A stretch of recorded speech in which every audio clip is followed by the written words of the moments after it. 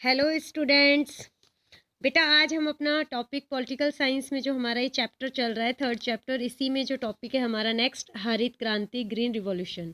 ठीक है, इसको डिस्कस करते हैं।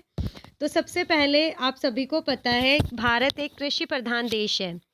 आज भारत को विश्व के 15 सबसे बड़े कृषि उत्पादक देशों में गिना जाता है।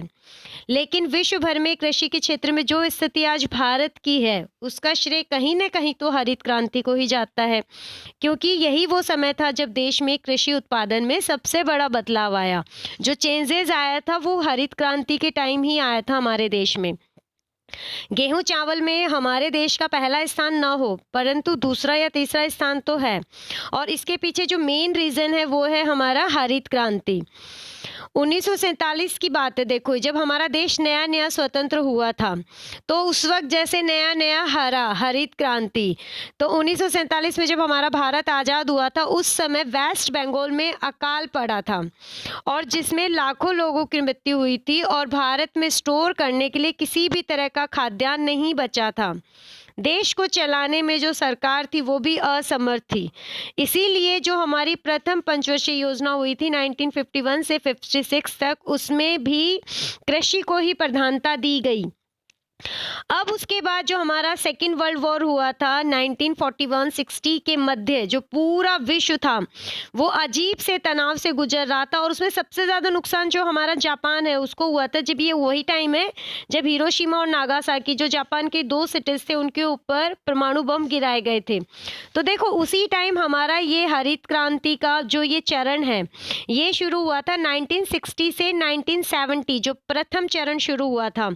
तो उस वक्त हमारा देश भी नया नया स्वतंत्र हुआ था, तो हमारी जो 75% जो पॉपुलेशन थी वो कृषि पर निर्भर थी, और उस समय देश में उत्पादकता कम थी, और जो हमारी कृषि की जो टेक्निक्स थी वो भी पुरानी थी। और कृषि किस पर निर्भर थी? वर्षा पर निर्भर थी। यानी अगर वर्षा अच्छी होती तो फसल अच्छी होती, उत्पादन अच्छा होता, और अगर वर्षा अच्छी नहीं है तो वो कुछ भी अच्छा नहीं होता।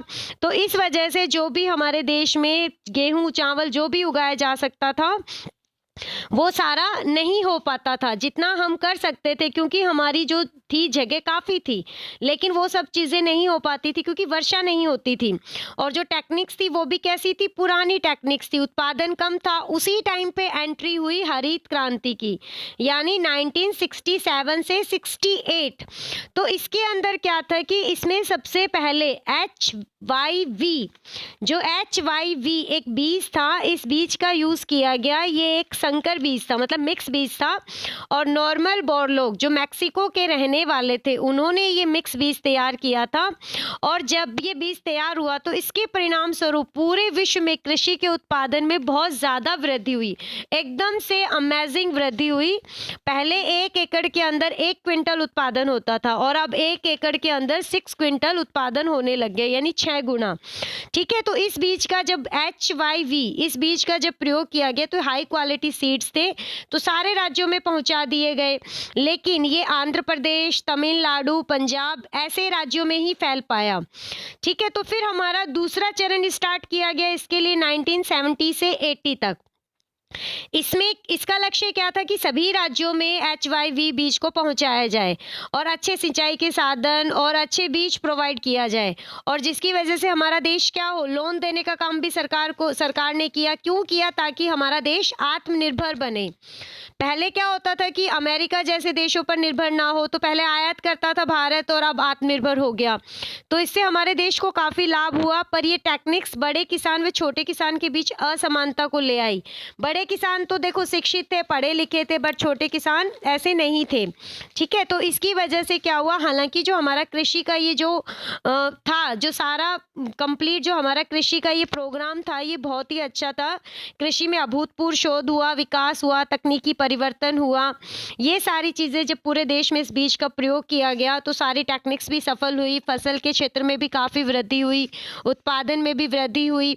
लेकिन इसका बस जो नेगेटिव इफेक्ट था वो इतना ही था कि ये जो बड़े किसान और छोटे किसान के बीच में असमानता को ले आई। ठीक है, तो ये हमारा हरित क्रांति के बारे में था। I hope you will be understood. Thank you.